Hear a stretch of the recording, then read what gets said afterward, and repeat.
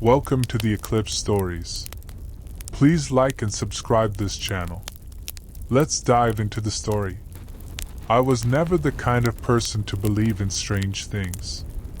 I always thought people who claimed to see creatures or ghosts were exaggerating, or maybe they wanted attention. That changed the year I stayed at my cousin's old farmhouse. It was early autumn when I arrived. The air was cool, and the fields around the house were already starting to look empty, the tall grass cut down for the season. The house itself was one of those tall, narrow farmhouses built in the early 1900s, with chipped paint and windows that rattled in the wind. My cousin, Aaron, and his wife had moved in only a year earlier, but they said they already had a handful of odd experiences there. Lights flickering, doors opening, the sound of footsteps in the attic. I laughed when they told me, brushing it off. "Don't worry," Aaron said when I made fun of him. "You'll see what I mean soon enough." The plan was simple. I was crashing at their place for a week while my apartment got fumigated. They offered me the guest room upstairs. It wasn't anything fancy, just a bed, an old dresser, and a big circular window that overlooked the back field. That window was the first thing I noticed when I walked in. It was cracked a little along the edge of the frame and had no lock. I remember pressing on it and seeing how easily it swung outward. I told Aaron, "Man, someone could climb in here without much trouble." He nodded but didn't say much. That night, I settled into bed with a book. The house was quiet except for the faint sound of the TV downstairs. I remember thinking it was actually kind of cozy, in a strange way. I fell asleep quickly, but sometime after midnight I woke up. It wasn't a noise that woke me. It was a feeling, the kind that creeps into your chest before you're even fully awake. When I opened my eyes, the first thing I saw was that big round window. It was open. Just a crack, maybe a few inches, but I knew I had closed it. I sat up, rubbed my eyes, and told myself it was the wind. Old houses do weird things, right? I got up, shut the window again, and leaned my backpack against it so it wouldn't swing open. Then I went back to bed, telling myself I was overthinking. It must have been an hour later when I heard it. Scratching. Slow, dragging scratches, like something climbing wood. I froze. My first thought was raccoons. They'd said the farm had plenty of them. But then I realized the sound wasn't coming from the ground. It was coming from the wall, just beneath the window. Something was climbing the lattice. I stared at the glass, waiting for something to appear. My heart was pounding so hard it made my ears ring. The sound grew louder, closer, until it seemed to stop just outside the window. I held my breath. 10 seconds passed. Maybe 20. Then the scratching moved downward again, slow and heavy, until it faded into silence. I didn't sleep the rest of that night. Every time I closed my eyes, I pictured something standing outside, pressed against the wall, waiting. When morning came, I told Aaron about it over coffee. He and his wife exchanged a look, the kind of look people give when they're hiding something. "Probably just raccoons," he said quickly. His wife nodded but didn't meet my eyes. I wanted to believe that. I really did. But deep down, I knew there was something wrong with that explanation. No raccoon I'd ever heard moved like that. No raccoon made the wood groan as though it was carrying the weight of a person. Still, I brushed it off. I spent the day in town, wasting time at a coffee shop, walking through stores, anything to avoid going back too early. By the time I returned that evening, Aaron had set up a small space heater in the guest room. "Might get cold tonight," he said with a little smile. I thanked him. but what I really wanted was a lock for that window. That second night, I pushed my bed into the far corner of the room, away from the window. I tried to tell myself I was just being cautious, but the truth is, I was scared. I placed my backpack against the handles again and lay there in the dim light, waiting for sleep. Eventually, exhaustion pulled me under. I woke up to breathing. Not from outside. Not from the hallway below. From inside the room. I didn't move at first. My eyes stayed shut, my body stiff like stone. The sound was soft, deep, steady, like someone standing only a few feet away, trying to stay quiet but forgetting they had to breathe. My mind scrambled for an explanation. Maybe Aaron had come up to check on me. Maybe the heater was making a strange sound. But even as I tried to reason with myself, I knew it wasn't either of those things. The breaths were too human, too close. Slowly, I opened my eyes. The faint light from the street lamp outside spilled through the window, just enough to make out shapes. At first, I saw nothing unusual. The dresser stood where it had always been, the backpack leaning against the window handles. But then, on the floor near the center of the room, something shifted. It was crawling. The shape was low to the ground, moving on all fours. The arms, or legs, I couldn't tell which, were too long. They bent in ways that looked wrong, the joints folding either too early or too late. Its body was covered in dark fur that caught the dim light, and its head hung low as if it were sniffing the floor. I wanted to scream, but my throat locked up. My chest felt heavy, and the only thing I could do was stare. The creature stopped at my water bottle, the same one I'd left near the mattress. I watched as it reached out, not with a paw, but with a hand. A real hand, only larger, with long, narrow fingers that ended in dark nails. It picked the bottle up and turned it over like it was studying it. Then it set it back down carefully, almost politely, before continuing its crawl toward the ladder that led down to the hallway. I followed its movements with my eyes, terrified it might go into the children's rooms below. It paused at the ladder opening, leaned forward, and peered down. The way its neck stretched made me feel sick. It was too long, bending unnaturally as if its bones weren't fixed in place. I don't know what finally broke inside me, but suddenly I found my voice. I screamed. A raw, desperate sound tore out of me. The thing snapped its head toward me. For the first time, I saw its face. It looked almost like a wolf, but wrong. The snout was flattened, stretched out, and the eyes glowed with that animal shine, reflecting the faint light. But the way it looked at me wasn't like an animal. It was focused, aware, calculating. The creature lurched upward, faster than anything that size should have been able to move. It hit the low ceiling with a crack that echoed through the room, then let out a noise that rattled my bones, a mix of a growl and a scream. Before I could react, it scrambled to the window.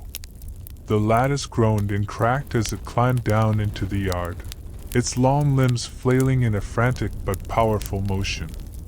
I stumbled to the window and looked out, but the backyard was empty. Within seconds, Aaron rushed up the ladder with a baseball bat, his wife right behind him. I was still shaking when I tried to explain what I saw, words tumbling over each other. I expected them to laugh, to tell me I was dreaming, but they didn't. Instead, Aaron's wife's eyes welled with tears. "We've seen it," she whispered. 3 times. Always in the backyard. We never thought it would climb." Aaron set the bat down slowly, staring at the open window. "We didn't think it would come inside. They told me they'd been trying to convince themselves it was an animal, maybe some escaped pet. They'd even called animal control once, but no one ever found anything. And now, I'd seen it too. That night, none of us slept. We stayed together in the living room, the TV on low, lights blazing in every room. Every creak of the house made us jump. The next morning, Aaron said he was taking the lattice down before nightfall. His wife nodded, insisting they also put bars on the windows. But I could tell from their faces they knew it wouldn't be enough. Because whatever that thing was, it had found its way inside. And it wasn't finished. By the time the sun rose, none of us felt any safer. Aaron went straight outside with his toolbox, dragging the ladder lattice away from the wall and pulling it apart piece by piece. Every snap of wood seemed louder than it should have been. I stood at the window, watching him work, but I couldn't shake the feeling that whatever had climbed it was still nearby, maybe hidden in the tree line beyond the garden, waiting for the cover of night again. Inside, his wife moved quickly from room to room, shutting curtains, wiping counters, starting breakfast even though no one had an appetite. She kept glancing at the children, who were unusually quiet, eating in silence at the kitchen table. It was as if even they knew something had changed in the house. When Aaron came back in, his shirt damp with sweat, he looked relieved for only a moment. "It won't be climbing up again," he said. "At least not from the garden." His wife shot him a look. "That window still doesn't lock. If it wants in, it'll get in." They argued quietly, careful not to let the kids hear. I excused myself and went back upstairs to the guest room. The window was closed, my backpack still resting against it like some useless shield. But when I crouched to look closer, I noticed something new. Scratches. Deep, curved lines etched into the wooden frame around the glass. They weren't there the day before. Some were long, dragging downward, while others were short, clustered, like claws trying to grip. My stomach twisted as I traced them with my finger. These weren't from a raccoon. These weren't from anything I'd ever seen before. That evening, I considered leaving, packing my things and finding a motel in town. But when I suggested it, Aaron shook his head. "If you go, it'll just follow you. Better we deal with it here than have it chase you down some road." The thought that it could follow me anywhere made my skin crawl. Night fell again, and none of us wanted to go upstairs. We made beds in the living room instead, the kids squeezed between their parents on the couch. I stretched out on the rug, staring at the ceiling while the soft glow of a lamp filled the room. The house was too quiet. No TV, no music, just the weight of waiting. Around 2 in the morning, the dog barked.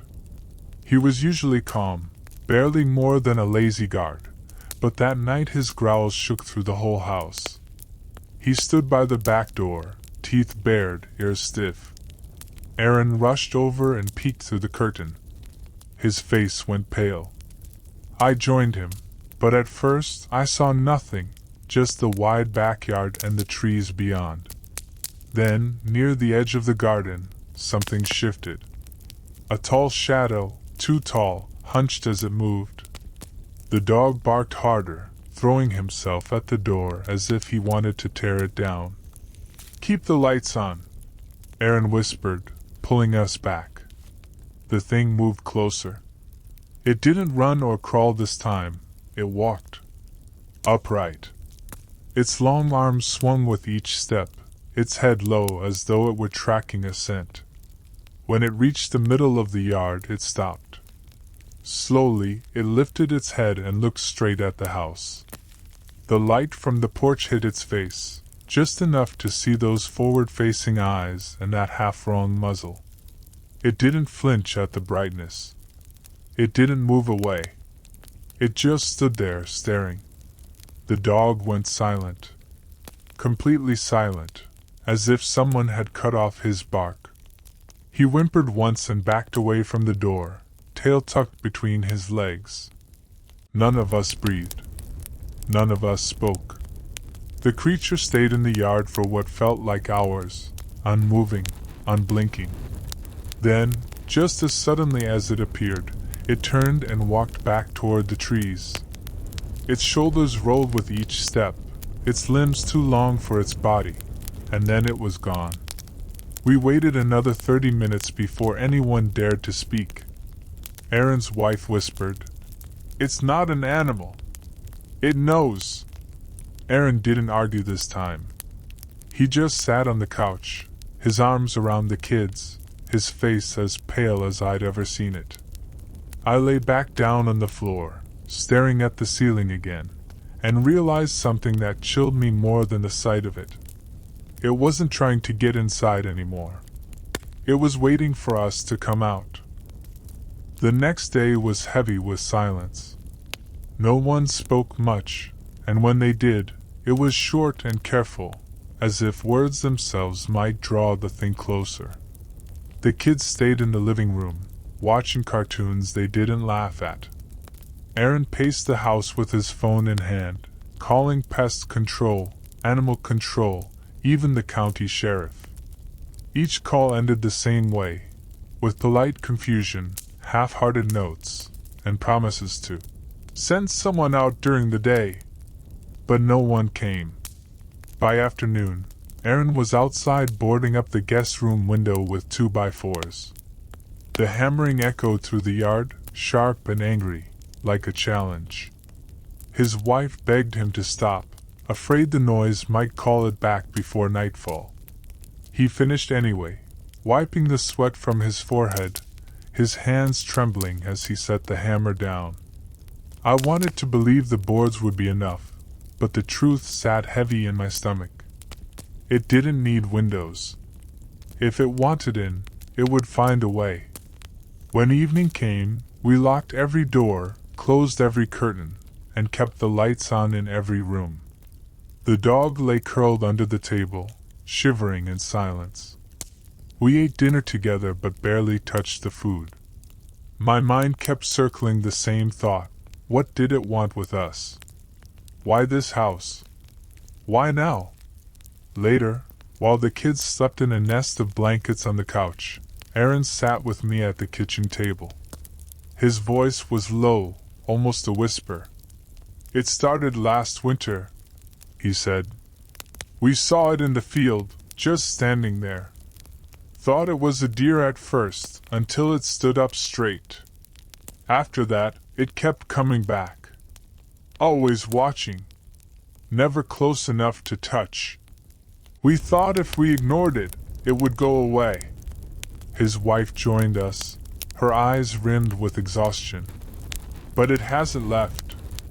It's patient. Like it's waiting for something. We thought maybe it wanted the animals outside. But then it started climbing the lattice, looking in the windows." Aaron's jaw tightened. "And now it knows you're here. That changes things." Before I could ask what he meant, the house creaked. Not the normal settling sounds of wood or pipes. This was heavier, deliberate, like footsteps on the porch. The three of us froze. The dog whimpered under the table, pushing himself farther back into the shadows. Then came the knock. Soft at first, almost polite, against the back door. My blood ran cold. None of us moved. The knock came again, louder this time, steady and even. Aaron motioned for us to stay quiet, his hand closing around the baseball bat leaning against the wall. We listened as the sound moved, first from the back door, then to the side windows, each tap deliberate, as though it was tracing the shape of the house. Finally, it came to the front. Knock. Knock. Knock. The kids stirred on the couch but didn't wake. Aaron's wife covered her mouth with her hand, tears sliding silently down her face. I felt my own chest tighten, every instinct in me screaming to run, even though there was nowhere to go. And then it spoke. Not loud, not clear, but enough that the sound cut through the glass like a knife. A low, distorted voice that seemed to bend the air around it. One word. Come! The dog let out a single sharp bark, then went silent again, his body pressed flat against the floor. Aaron gripped the bat tighter.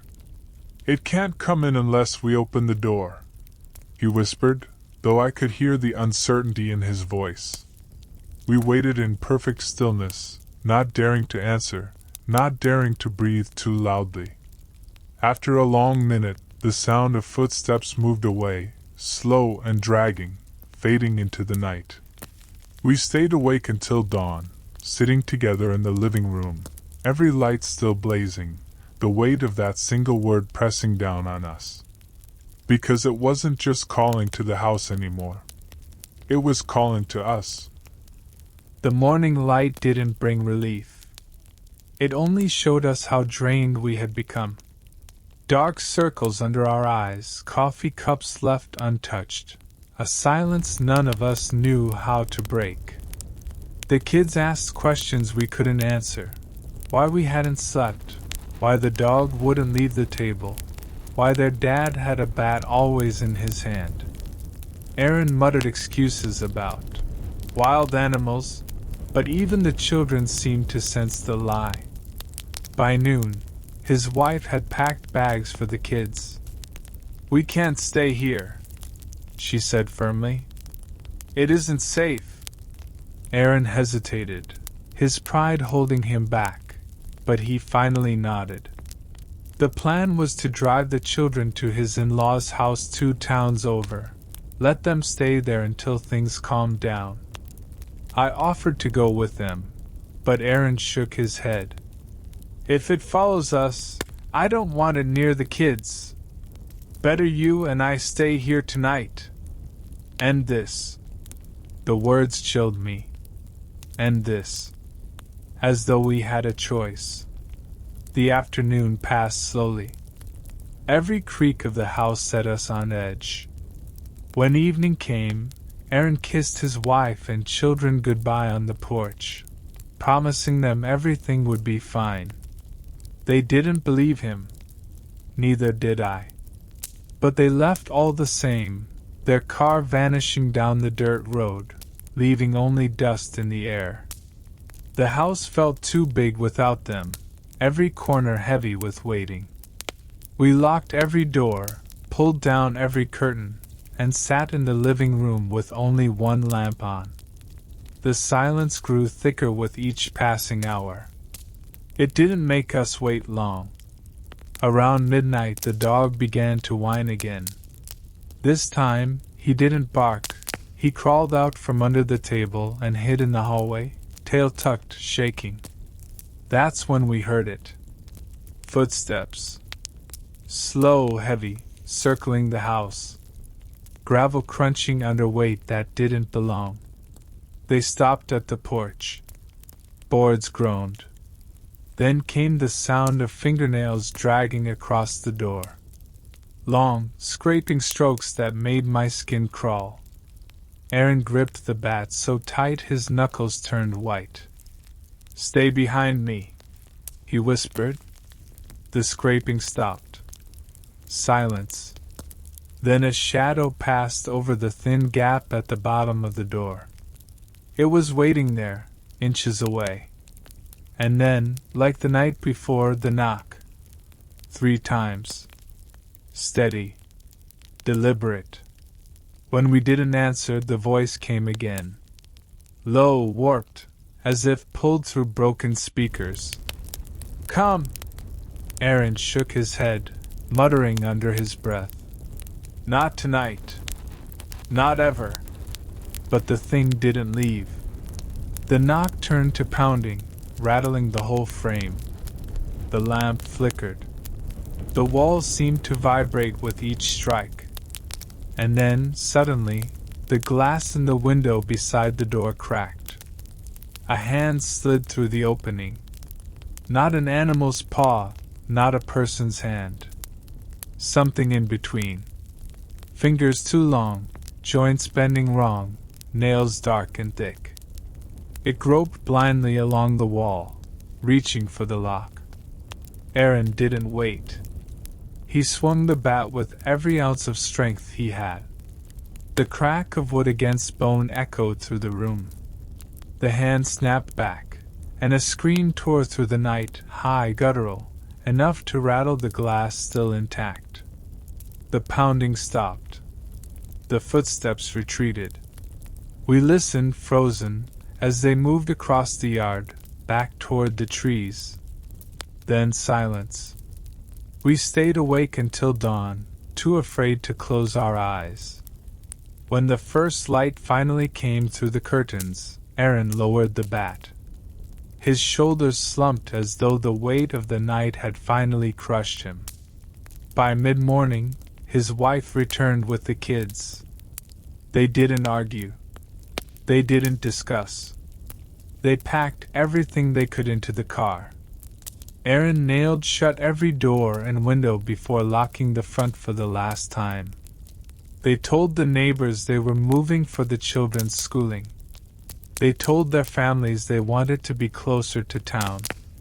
But as we drove away, I looked back one last time at the old farmhouse.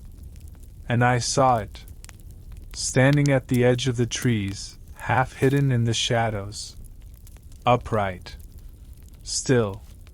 Watching. It didn't chase the car. It didn't move. It just stood there, as if to remind me that leaving the house didn't mean leaving it behind. I haven't spoken about that week since. Not to Aaron, not to his wife, not to anyone. But sometimes, when I lie awake at night in my own apartment, I swear I hear it again. That low, distorted word, seeping through the silence. Come!